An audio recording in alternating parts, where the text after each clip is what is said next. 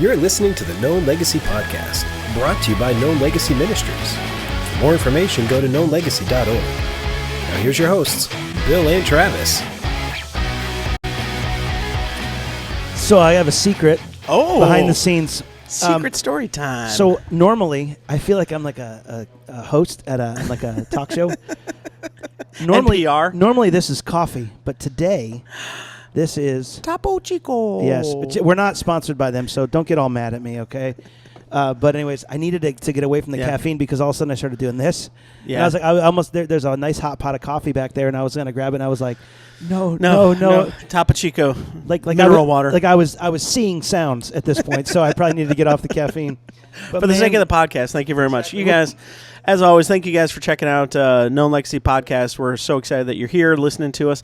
As always, you can check us out on Facebook, YouTube, Instagrams. Bill's putting out some great stuff, and you're a lovely assistant. Your bride, Sarah, is doing an amazing job. Kyle, our producer's in the corner. Amazing. Hello. And as always, go to info@knownlegacy.org if you have any questions, comments, concerns, or prayer requests. And you can find Bill's book on at knownlegacy.org, as well as any information about our upcoming men's retreat. Yes, we have a great men's retreat coming up, April 10th to the 12th. Dude, it's going to be fantastic. We're excited, man. We got a lot of guys coming. We got a lot of guys excited, and man, we're doing something a little bit different than we did the last time. But man, we are excited for guys to get away and understand who they are created to become. So get yourself there. If you need a scholarship, Bill at knownlegacy.org. We want to connect with you. Yep. Man, we want you to be there and be a part of what we're doing. So don't let money keep you from going to this amazing retreat. Never. And there's going to be some good campfire time there, and it's going to be well worth it. Well worth it. So, question of the day. Question of the day. I got so passionate about that one. It's the caffeine. Wait, let's do it one more time. I'm going to get super passionate. Today, the question of the day is... Question of the day. The Olympics are about to begin. You guys, in fact, I think there's some applaud for that. Olympic hockey on behind me. Yes. And so here's the question of the day. Let's say you could go back, do it all over again. What Winter Olympic sport... I feel like we're all going to have the same one.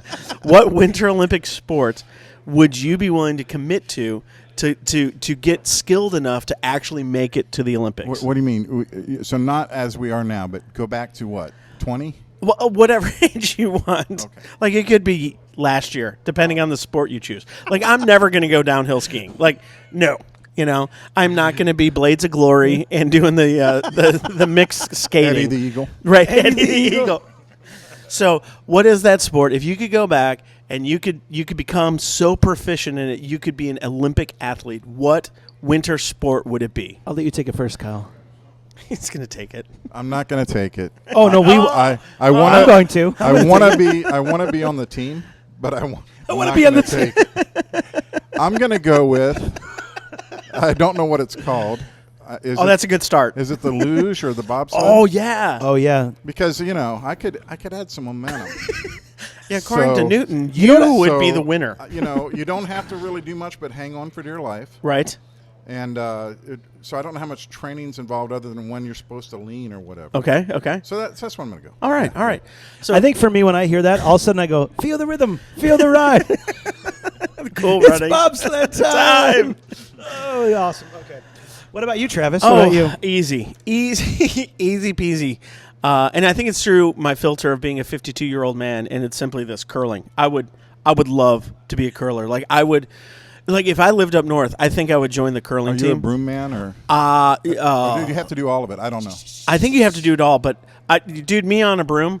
Just be ready.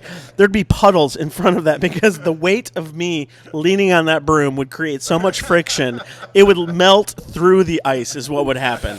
Oh, man. I'd be the curler guy. I'd want to be the guy that throws it with just the right little arc and little, and all that other stuff. Yeah. That's me. Bill, how about you? Well, I'm going to go with the same one because I don't have to lose weight for that one. Yes. Yes. I feel it's funny. It's like I remember someone said like curling it looks like a bunch of 40-year-old dads who never quit eating chips. Yes. Found themselves on a field and started playing the game. And so I think that curling started when all those guys in Canada couldn't play hockey anymore in the neighborhood. Oh. And they came up with curling. Hey, grab that rock. Grab that rock. Let's see who can get it closest to that other rock. Let's do that. Yeah. Paint a circle. Let's try that.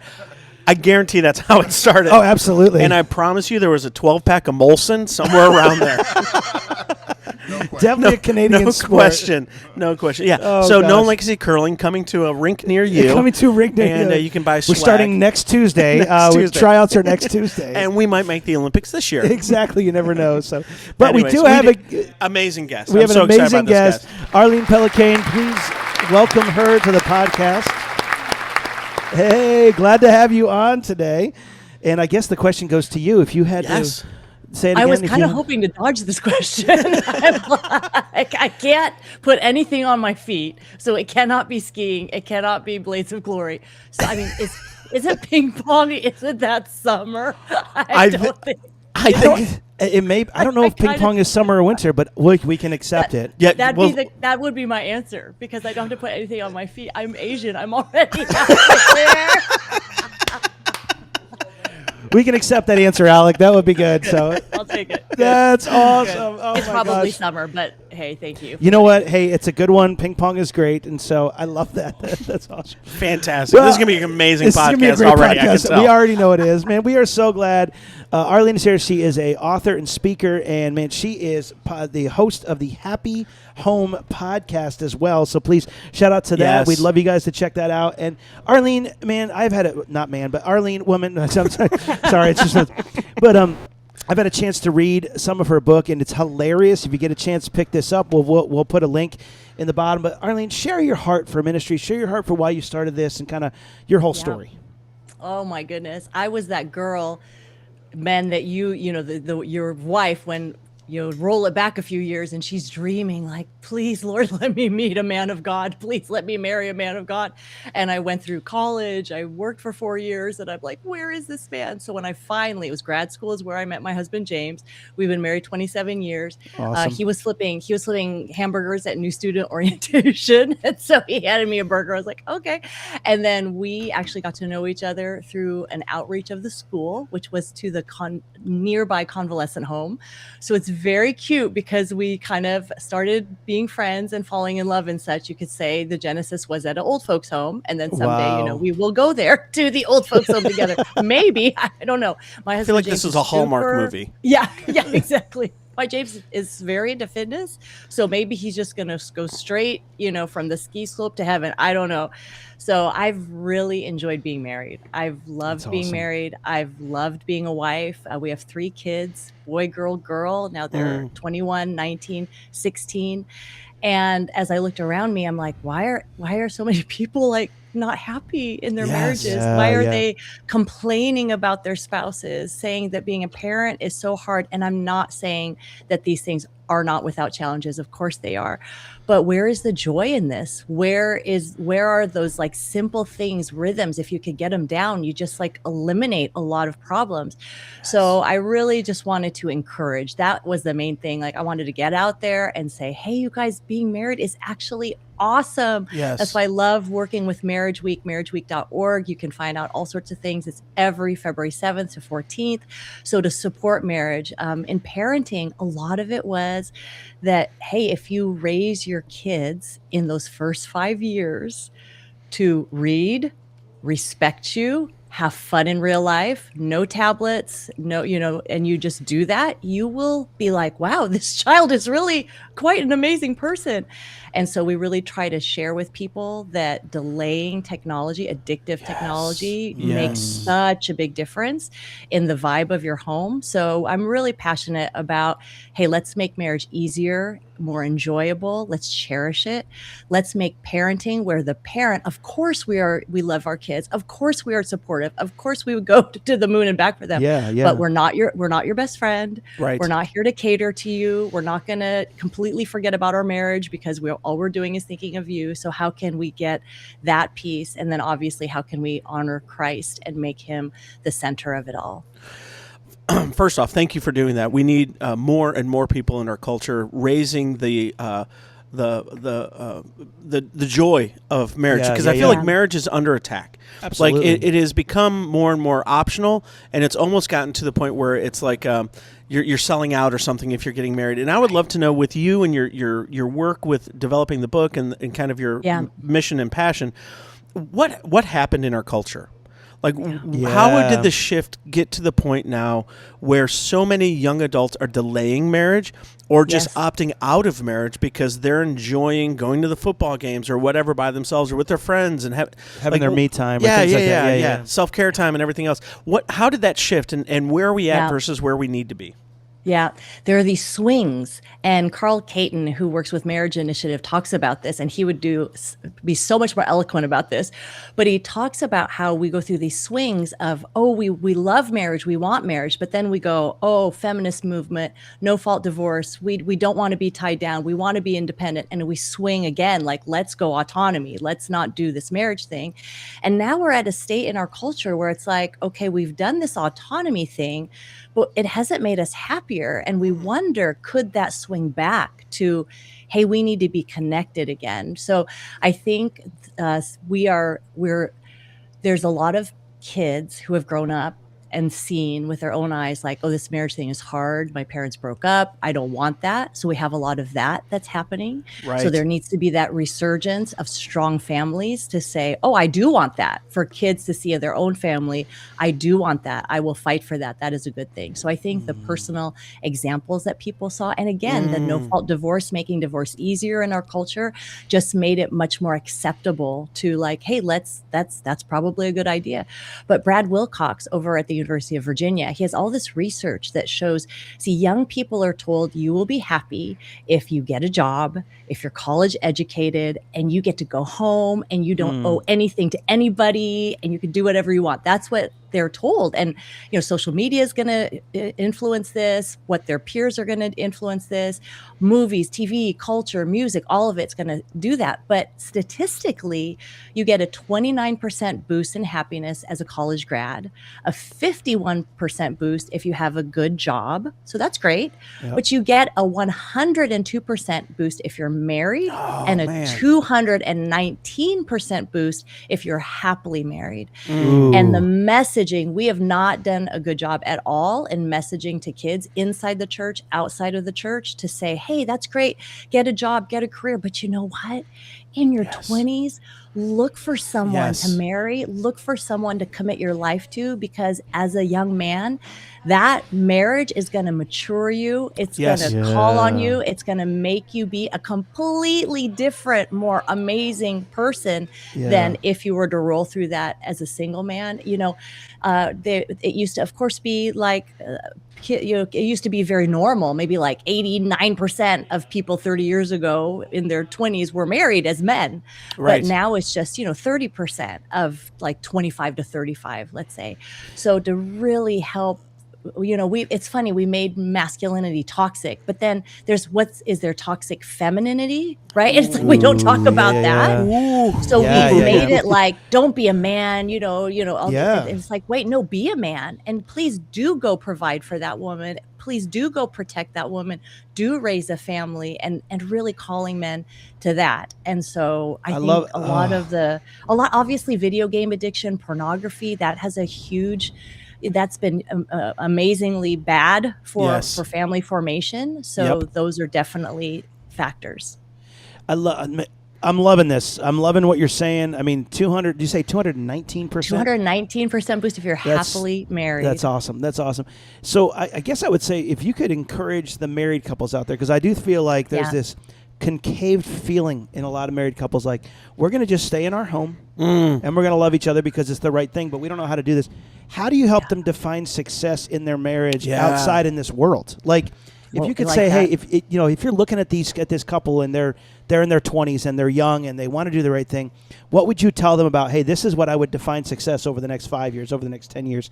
Can you share some of that wisdom? And you know what? Every couple is going to be different. So one couple might be like, we're going to, work with kids because we love kids. Another couple might be like, we're artists, so we're going to make stuff, so it's what is your expression? What is that music inside of you as individuals? And then as a couple that you can do to God's glory. And again, National Marriage Week this year, the theme is Together with Purpose, which really answers your question so beautifully, to realize there's a purpose. There's more we can do together than if we were alone. Is there something that we can do together? So maybe it's a church project. Maybe you're working with kids. Maybe you're serving your community in a certain way together. But it's okay if you don't have that and there's like individual things you're doing, but just have those talks. For my husband, James, and I, our kids went to an elementary school very close to our home, 1,000 kids at the elementary school. And we started an after-school Bible club. It was called the Sunshine Club, public school. We started it when our oldest was in first grade. He's 21 now. And we did it for 10 years. And you think of that like a decade of coming to the same school through all of our kids being there on Friday afternoons, and at the Zenith, we were 100 kids. And it wasn't so much that my husband loved kids so much. Like I liked working with kids. It wasn't that he loved it, but he loved this idea of, wow, we can go in the public school system. We can play games and do food and give prizes and do Bible lessons. Like that sounds really cool. And even to this day, we'll have these teenagers that we don't recognize say, hey, Miss Arlene, I went to Sunshine Club, in the neighborhood. And so you can find things when you serve together that can be a really, really powerful thing. I love it because serving is one of those gifts that God gives us that weaves you together with the people you're serving alongside. And if you can find something to serve with your spouse, there is a weaving of two becoming one flesh in that serving that is fantastic. So my question is, let's say there's a guy listening to this and he's like, great, I'm in my 40s. And while my wife and I share a dining room table and maybe sleep in the same room, we are more business partners than we are a married couple. Yeah. What would you speak to him or to her, the wife heart, to say, hey, it's not too late, it's not too far gone. Here's some things that maybe you could begin to engage in together, or here's some conversations that could maybe rekindle what once was a fire and is smoldering right now. Yeah, I just... you think of those romantic movies, the old ones, Say Anything, and he's got the boom box over his head. And he's just, right? So that's kind of the feeling. You're speaking our language right now. Yes, you are speaking our language. Yes, that's the man that needs to be like, wait a minute, I love this woman. I'm not going to just like live this way. Like I'm going to do something. So I think that spark that's like, wait, this has become normal and I don't want this to be normal anymore. And don't wait for a tragedy or a crisis or something to change that. And then realize, for my husband, James, we've been married 27 years. He will say and he doesn't do this all the time, right? We're not like perfect people or anything, but he'll think to himself, what would I do if I was dating Arlene? And so he'll think, I would make a reservation and I would like maybe bring her flowers or I would open her car door. Like I'll be the first one, like my husband does not normally open the car door for me. So, but he just says to himself, what would I do? So I think that's a great question. Just, hey, how did I treat her when we were dating? And how could I recreate that this Friday night? So start there. And then let's say your wife is like, what do you want? Like she doesn't respond. She doesn't respond in the way you want. You want her to soften and be like, oh, honey, this is just the greatest. And then she also acts how she used to act when you were dating.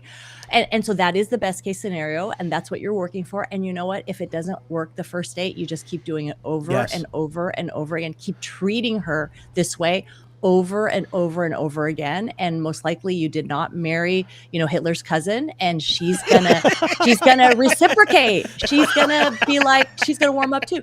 But hopefully, so women, if you're listening, right, for us, we need to be not so picky and critical. So we think, what do you want? You're treating me this way. What do you want? Like if you were being all sweet to your husband, you wouldn't want him to say, oh, honey, you want money, don't you? Like you would be really offended.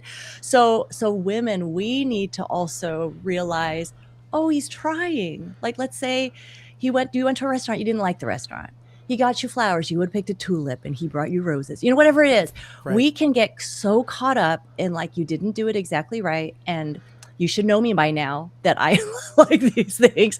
No, that, David Clark, he's a psychologist, he would say, women, you need to praise mediocre, because Yes. when a husband tries something and then the woman is like, she kind of shows like, yeah, that didn't really measure up, buddy, he will stop. Yes. He'll stop doing it. It's like, okay, that I was not successful there. That door is closed.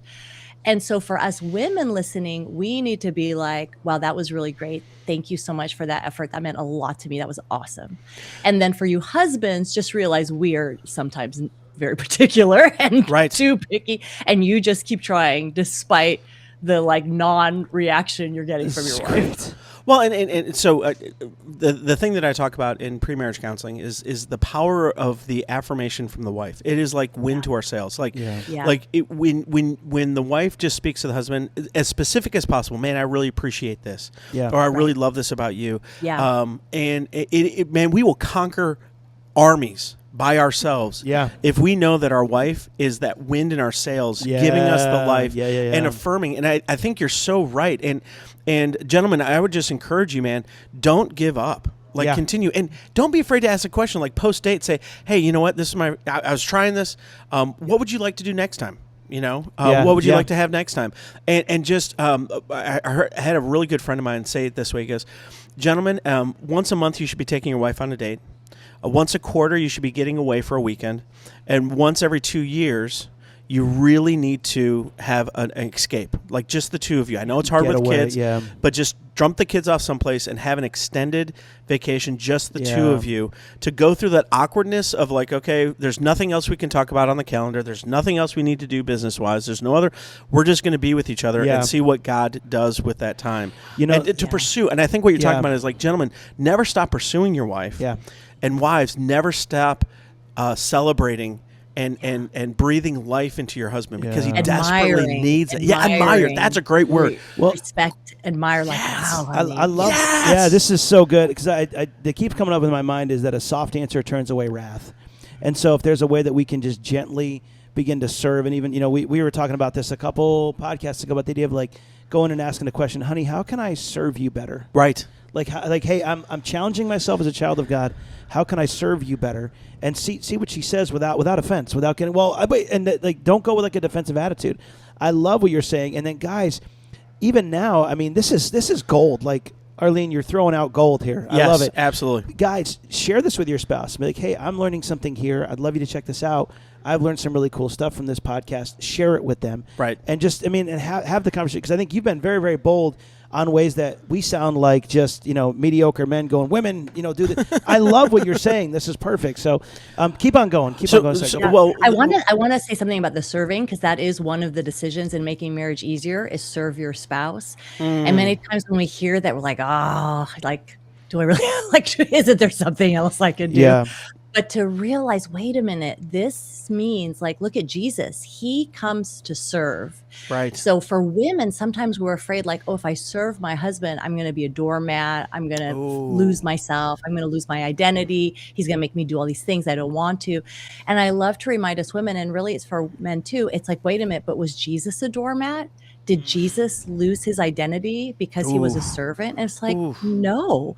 So to realize, wait, as I serve my spouse, I am following in Jesus's footsteps. I'm not a doormat. I'm not being manipulated. I am being formed to be more like Christ, and to realize that I just had Emerson Eggerichs on my podcast that I love and respect, and he just talks about picture Jesus over your spouse's shoulder, that even if your spouse doesn't recognize, wow, you're such a great servant, thanks so much for serving me, that Jesus sees you and he's going to say, well done, and isn't that interesting, good and faithful servant. Right? Yes. So for this is a tip for you men. So what I hear from women a lot is like, I do all this stuff for my husband.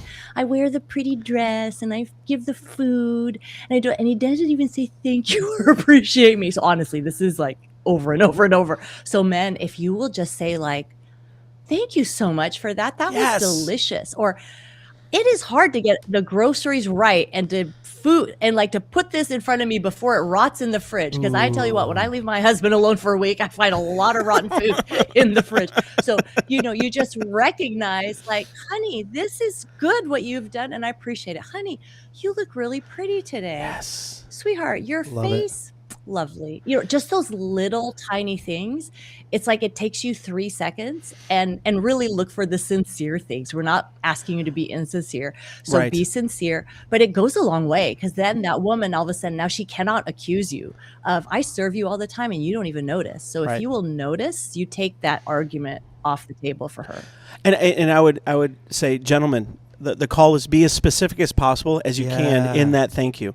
Like to say, hey, you look beautiful today. Yeah. That's like, oh, thank you. But Yeah. she's like, what is it? Is it the clothing? Is it the shoes? Is it my hair? Was it the makeup? Be as specific as possible. And the second thing I would say, gentlemen, I would encourage you, every guy I know would be willing to do whatever is asked of him. The key in marriage is to become a proactive servant rather than a reactive. Yeah. Don't wait for your wife to ask you to get the dishes out of the dishwasher. Be a man who says, I know the dishwasher's just ran. I know that. Yeah. I have 2 hands and I can put the dishes away. And I can be proactive in that and do it before she asks. Because I think there's a lot of tension sometimes in that too. Yeah, We're like, yeah. he'll do it, but I have to ask him 5 times to do it. Yeah. Just do it the first time. Do it before she even asks. And expect her to see and notice at some point. Yeah, but don't be frustrated when she doesn't immediately say anything. Correct. Yeah. And And going then, back to your, then you have to, Yeah. And then you have to think 5 love languages also. So Dr. Gary Chapman, we've written books together, Screen Kids. So But good. let's say it's, you're doing all these things, but she's words, and you've unloaded the dishwasher, you've washed the car, you put the kids to bed. You're like, are you kidding me? Like that is, I don't know. And she's just like, you don't love me. So it is worth it to take that free quiz at 5 love languages and kind of get the feel of what does your spouse want. And then you're like, oh, good. I don't have to do the dishwasher. I just have to talk to you. So kind of get that dialed in as well. Yes. If you can. I love it. Creating space, serving to create space to connect. I love that. We have a big thing coming up, Marriage Week. Talk to us a little bit about Marriage Week. What's your heart there? What are some of the things and events, and how can we looking for that? And more importantly, helping promote that. Awesome. It's every year from February 7th to 14th. So it's real easy, the week leading up to Valentine's Day. And just think when there's like National Ice Cream Day, it's like, go enjoy ice cream, right? So National Marriage Week, it's that same thing, like a campaign to say, marriage is good. Let's project it as good by having good marriages. Let's celebrate marriage. Let's work together to shift the culture's narrative of like, marriage is old fashioned. It's not really needed to like, wait a minute. No, statistically, marriage is going to make you happier. You're going to have a less chance of poverty. You're going, all those things. It's better for kids to grow up with 2 parents, all these things. So be a champion for marriage. And then when you go to marriageweek.org, you can be equipped yourself. So there's live streams every night starting on February 7th, helping you, whether it's like learning how to differences or how to leave a legacy, which is very much what you guys are all about, how to still be individuals within the marriage. All those types of topics will be dealt with by experts like Jim Burns, Shanti Feldhahn, Dr. Leslie Parrott. It's going to be great. It's free. So all you have to do is sign up at marriageweek.org. You can watch it right then, or you can watch it later. And then, it's a place for marriage leaders, clergy, community to say, hey, let's have a community date night, or like a church, like let's host a date night during Marriage Week. So these are all things this year, next year, and beyond. Hey, let's support Marriage Week. Let's do something for marriages during Marriage Week. And gentlemen, I'm gonna call this out here. Okay. We have a bad habit of allowing our wives to watch those videos and then giving us the report on the videos. Engage. Sit down like it's a Hallmark movie and watch with her and experience it alongside her, not get the report from her. Is that fair? Is that fair? Exactly. And calling us out. That's really funny. This podcast launches Thursday of Marriage Week, and so what you guys are going to do is some of these are going to be already recorded. Go back and watch those. We will put the link in the bottom of this podcast, so you guys can check it out. Yes. But even though it's the 7th through like the 14th, we're going to give you permission. You can do Marriage Week every week if you want to. Whenever you want. Whenever you can want. Watch it whenever we're giving you you want. permission. But That's right. Arlene, this has been great, and we want to have you back on because I really feel like I need you to say more to the women. Yes. That we can't say. That's why This is. that's awesome. I love that. I do have something for the women. So Go for my it. husband is physical touch. That's his first love language, physical touch. Of course, As many it's my are. last. That's how it works, right? So while he is watching something, I'll like tickle his feet and I'll like massage his hand. So women, while you're watching your National Marriage Week videos about how to have a happier marriage, you can be like rubbing his shoulders, like sit close to him, like snuggle up to him, and maybe feed him Cheetos, and maybe he'll like Feed that him better. Cheetos. I love it. You are speaking my love language, and know. Tara. If you start tickling my feet, Tara's gonna be like, "Why did I get a text from Arlene? What's going on here?" that is fantastic. What's happening? And I think the heart of it is like getting a few years under you in the marriage, you lose the playfulness. Yeah. And to re-engage in the playfulness, whether it be dating, re-engage in the playfulness, watching a movie. Yeah. And gentlemen, I'm just going to tell you, it doesn't always need to lead to sex. Yes. Like sometimes just be playful for the sake of being playful and let that be enough. Yeah. Because I think that's part of the heart of the woman is like, if I do this, he's going to expect something at the end. Automatically going to Automatically. And you're like, no.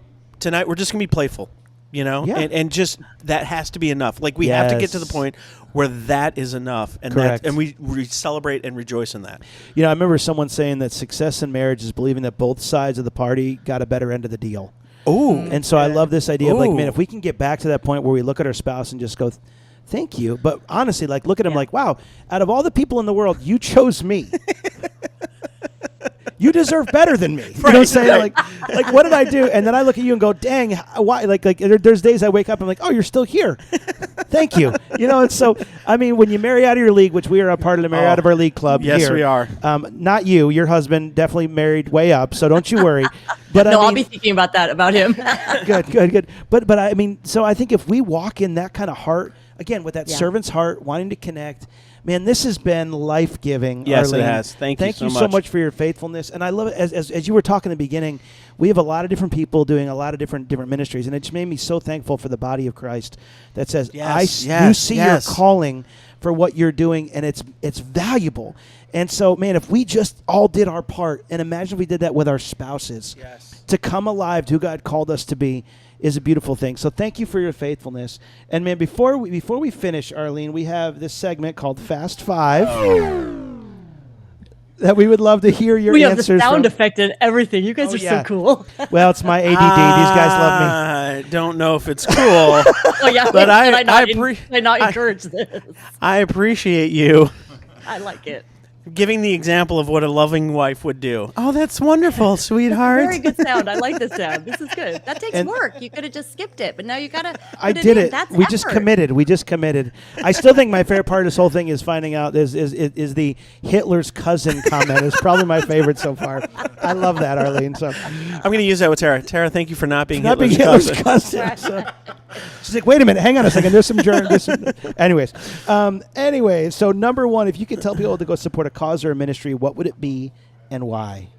Okay, this is a hard one because there are many, but I'm going to pick Turning Point with David Jeremiah because such a good Bible teacher. I worked there before I became a mom and an author and all these kinds of things, and just love their ministry, Bible Strong. It just helps so many people so many ways. So I love that. And they're faithful. They're so faithful. Yeah, exactly. Your turning point, you're turning. This could be you. Sorry, we used to watch. This is really going to help people to want to give to them. They're like, what is going on? So I love David Jeremiah's stuff, Shadow Mountain, all that kind of stuff. Great place. So awesome. Thank you for letting me and my ADD kick in one more time. Well done. I love that. Well That's done, good. That was good. That's awesome. good. So if you could describe legacy with a word or a phrase, what would it be? To every generation, or the idea of like, you know what? Let me do this. 3 generations. So in your legacy, you have your child, you have your grandchild. If you're super fit, maybe you get a 4th one. I'm not sure. Yeah. I'm going to say 3 generations. You being really proactive, really responsible to say, I want as best as I can to transmit faith from for 3 generations. Oh, that's fantastic. Great. That's awesome. I love it. I got that from David Green, so I can't. He's Hobby Lobby founder, and I Yes, heard him yes. say that, and I was like, I like that. I'm gonna think that 3 generations. Absolutely. There's nothing new under the sun, so he probably got it from Yes. Jesus, so it's okay. You Yeah, can that's take right. it, It's so fine. It's fine. It's okay. All right, if you had to change careers, what would you change it to? You know, I'm so blessed I get to do this because I actually love my career. If I changed it, I would be like a children's like TV, like Mr. Rogers, but like a girl. That's awesome. That's I would awesome. host some kind of kids show, and I would talk to the kids. I'd be Arlene Jellybean because that's what I am at Vacation Bible That's School. awesome. And I'd have That's awesome. pigtails, and I would tell stories. That's what I would do. That's pretty cool. I love it. I love it. Wait, I don't want to. How have we not called her Arlene the Jelly Bean I don't until know. this point? I'm a little bit I know, offended. now right From now. this point Now on, you it's know. Arlene the And Jelly Bean. Actually, you would be the first podcast of all time to have asked such a question that I would reveal such a thing. So you are actually the first podcast I know on record that knows me as Arlene. That's Jelly. awesome. That's fantastic. Okay, Mrs. Jellybean, number 4. This one actually fits with Arlene Jellybean. What is your go-to fruit if you had to pick one? Banana. That is the best thing for moms. You don't have to wrap it. You don't have to cut it. You That's just true. hand it to your kid, and they eat it. It's awesome. I Yes. love banana. Awesome. That's awesome. And you're thinking about somebody else. You're not even thinking about your fruit. You're like helping somebody. I love it. That's it. No, That is I a do love mom bananas. to a T. I also do love for myself. Just grabbing Bananas a are your banana. thing. Yeah. But yes. but I love it. It's with like peanut butter. If I'm feeling special, peanut Ooh. butter. Yes. So good. Hallelujah with some peanut butter. So on it. bougie. Yes. So bougie. Yes. That's awesome. See, because we're still thinking we could just have a spoon and peanut butter and we're fine. Yeah. And then we She's would having put a it back. banana. We'd actually put it back just the way it is. We're good. So, anyways, we're terrible. Okay. You're the one eating out of there, so why not? Why not? Why not? All right, number 5. What do you want to be remembered by for those closest to you? I think maybe like for my husband, my kids to be like, she was our greatest cheerleader. I think that would be really nice. That's awesome. I love it. I love it. Well, this has been a great day. Arlene, like I said, we are going to put your links in the bottom. Guys and gals, National Marriage Week it is coming up. While you're hearing this, National Marriage Week is going on. Yes. Check out the link below. Click it. You have the time because we have a lot more time on hands than we actually make credit that we do. Take the time because it's worth investing in your marriage. So take the time to do that. Arlene, thank you so much for your faithfulness. Yes. We are grateful for you. It's been so much fun, Bill. Thank you, Travis. This has been great. It's been Miss great. Jellybean, you've been Miss fantastic. Jellybean. Thank you. It's And, been so much fun. If every podcast could be this fun, how wonderful. No, you guys do such a great job. Well, when Thank you have you. a low IQ like us, it makes it really easy. And so we just like pretty colors Desperately and shapes. trying to find out more information and pretend to be smarter than we are. Oh, man. That's the call of most husbands. That's the call of most husbands. You know, Guys, thank you so much for being a part of today's podcast. Make sure you check it out. Man, do us a favor. Share this with someone. Follow us. And, man, share this with some friends. Follow us on Instagram at Known Legacy. yeah. Anything else? God bless you guys. Have a great week, everybody. Thanks for listening to the Known Legacy Podcast. We'd love to hear from you, so email us your questions or comments to info@knownlegacy.org.